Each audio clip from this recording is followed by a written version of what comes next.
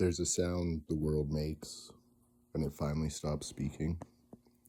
In that quiet, you start to hear yourself, not as a thought or a name, but as a pulse waiting to become something more. These are the poems written in that stillness. This is The Autonomy of Silence. 30 days of stillness, thought, and small honest things. By me, Michael Anthony Rowe. Not every wound bleeds, some just echo until they fade. This is section 1, The Still Room, day 1. The weight of quiet. It's heavier than noise, feels the lungs slower, creeps into the folds of thought, like a second skin. Some call it peace, but I know the sound of absence when it sits beside me. Not cruel, just certain.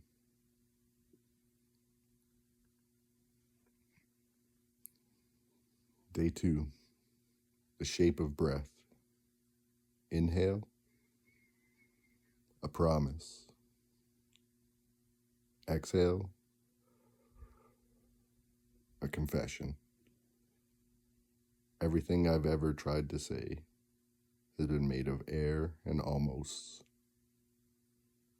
Maybe that's why you always seemed so close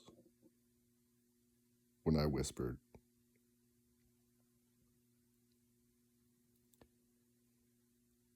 Day 3, the chair beside the window.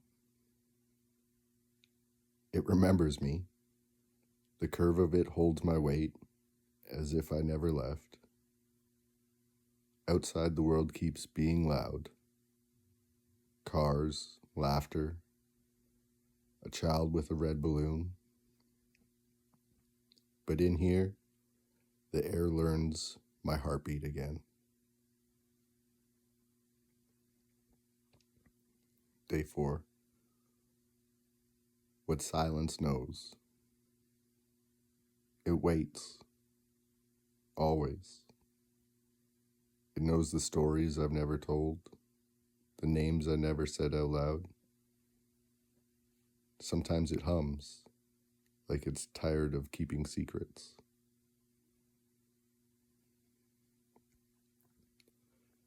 Day 5, the distance between heartbeats. There's a whole life there, in the pause between what was and what will be. If I listen closely enough, I can almost hear you moving through it. Quietly, like forgiveness. Day 6,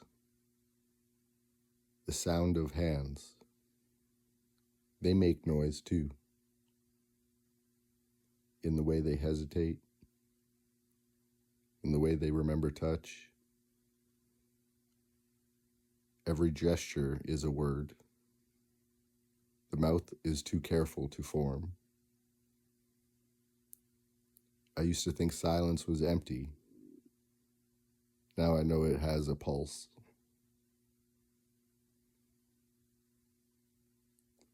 Day 7, beneath the skin of thought. There are places I don't visit often. Corners where memory breathes dust. They hum softly when I am still too long. Not regret, not sorrow, just the echo of everything I survived without saying. Day 8, the door that never closes. It's not a metaphor. It's real. Wood swollen with years of weather. a hinge that forgot how to rest. Every time it sighs, I think of you and the conversations we never quite finished.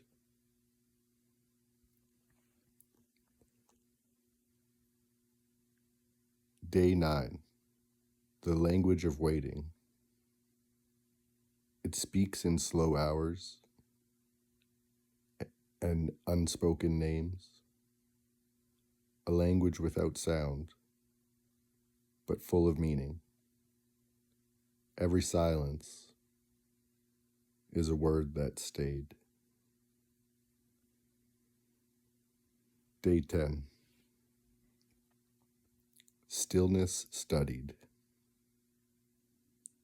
I've learned its edges, its breath, its bone. Stillness is not peace, it's the body remembering how to listen after a long, loud life. Section 2, where the thoughts collect. Day 11, the corners of the mind. There are rooms I keep locked, not because I fear them, but because I still love what's inside. A photograph, a scent I can't name, a version of myself who didn't yet understand stillness. I visit sometimes, quietly, like a guest who doesn't wish to wake the dust. Day 12, a thought left unfinished. It started with your name and ended with light. Somewhere between, I found a feeling too fragile for words. I folded it once, kept it in my chest, and learned that not every sentence needs to survive the page. Day 13, the window pane. Morning paints the glass with a kind of mercy. Soft, thin, forgiving. I press my hand to it, feel the cold, watch my breath bloom and fade. Even silence leaves a trace when it's alive enough to touch. Day 14, the weight of thought. Not all heaviness is sorrow. Some is just memory, being thorough. Each idea has body, a pulse, a gravity. When I think of you, the air bends slightly, as if remembering how it once held sound.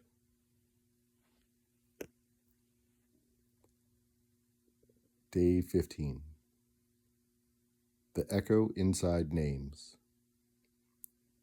Yours still moves when I speak it, not out loud, but in the small muscles of thought.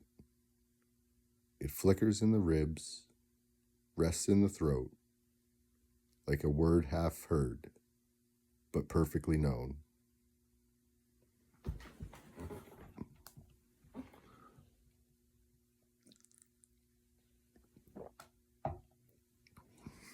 Day 16, between the lines. What's written is only half the truth. The rest is hidden, in the pauses, in the breath between ink and silence.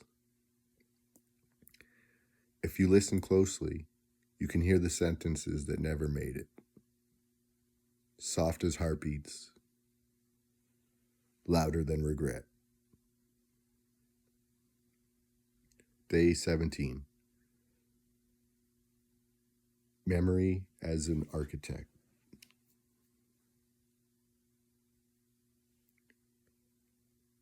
My mind builds rooms, around moments. Some have windows, some have walls. You are a corridor, long, light-filled, always leading somewhere I don't quite reach. Sometimes I dream of locking every door and still hearing your footsteps. Day 18. The sound of paper. It crackles when I unfold it. A letter I never wrote, addressed to no one but time. The words don't matter. It's the quiet before and after that does. Even empty pages have a way of remembering intention.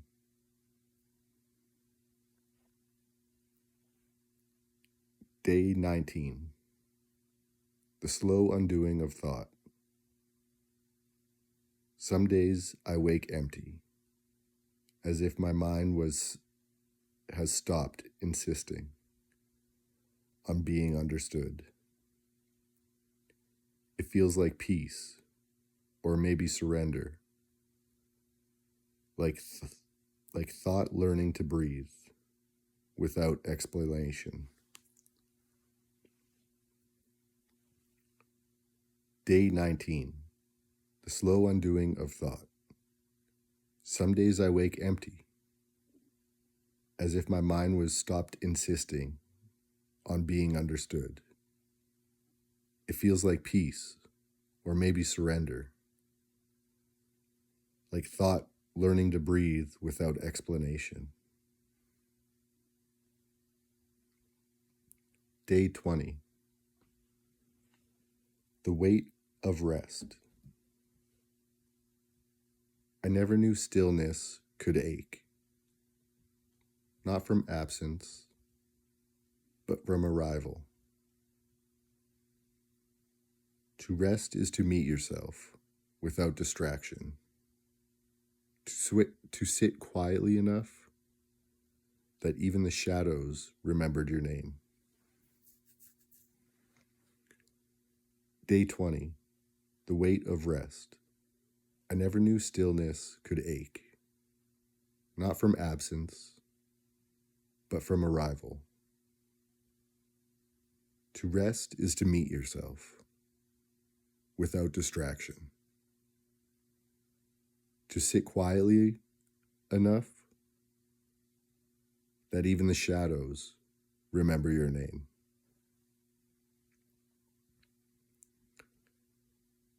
Section 2, the quiet that speaks, Section 2, the quiet that speaks back. Day 21, the pulse beneath the quiet. At first I thought it was my own heartbeat, but it's older than that, deeper, measured like something remembering itself. It hums beneath thought, beneath fear, beneath the long sigh of being alive. Maybe silence was never empty. Maybe it was just waiting for me to listen long enough to find its pulse. Day 22. The small voice of peace. It doesn't speak in language. It doesn't need to. It brushes against the ribs, soft as a pulse beneath fingertips.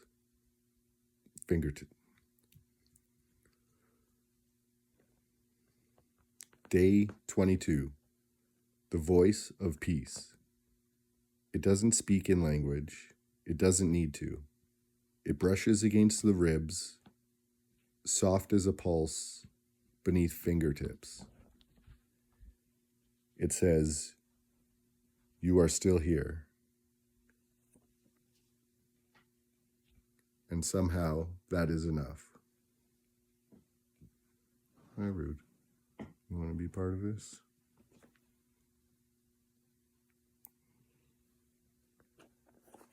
Day 23. The mirror that waited. I avoided it for months. That flat, silver truth teller. When I finally looked, it didn't accuse, it didn't mourn, it only waited. When I realized forgiveness sometimes looks like your own reflection, refusing to leave. Day 24. The room that learned my name. The walls don't echo anymore. They listen. Every sigh, every breath folds into their quiet acceptance. They know the stories by heart now. The griefs, the almost, the words I never found the courage to say. In return, they hum softly, as if to say, we remember too. Day 25. The shape of healing. It's not pretty.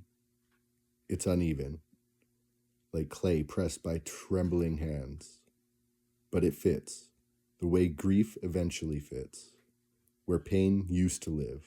Healing, I've learned, is not a clean thing. It's a slow, quiet becoming.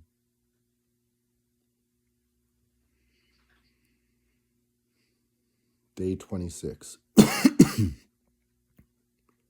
A conversation with light. I told it I was tired. It told me it knew. I said I had nothing left to give. It said, then stop giving. Just be. We didn't solve anything. But when it touched my face, I remembered how to breathe. Day 27. What the wind remembers. It doesn't tell the story. It hums it. The same melody that carried your laughter through every leaving. It knows the sound of holding on and the art of letting go. Every time it passes, I listen. Sometimes I even understand. Day 27. What the wind remembers. It doesn't tell the story, it hums it. The same melody that carried your laughter through every leaving. It knows the sound of holding on and the art of letting go. Every time it passes, I listen. Sometimes I even understand. Day 28. The silence of between us. Day 28. The silence between us. It used to be distance, now it's language. We speak in glances, in pauses that feel like understanding. Not everything needs to be said. Some love survives in the quiet space after the words.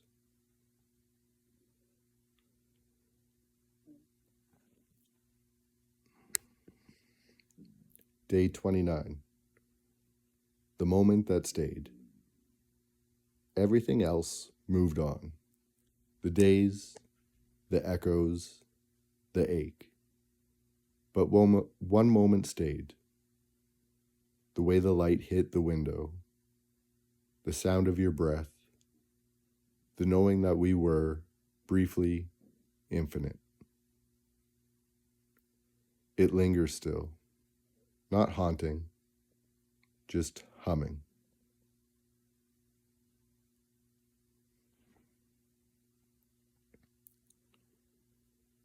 Day 30. The autonomy of silence. And here it is, the final dissection. The stillness beneath stillness, the truth beneath noise. It was never emptiness. It was everything I couldn't yet hear. When I finally stopped asking for answers, the quiet spoke and said my name like a prayer, learning how to end.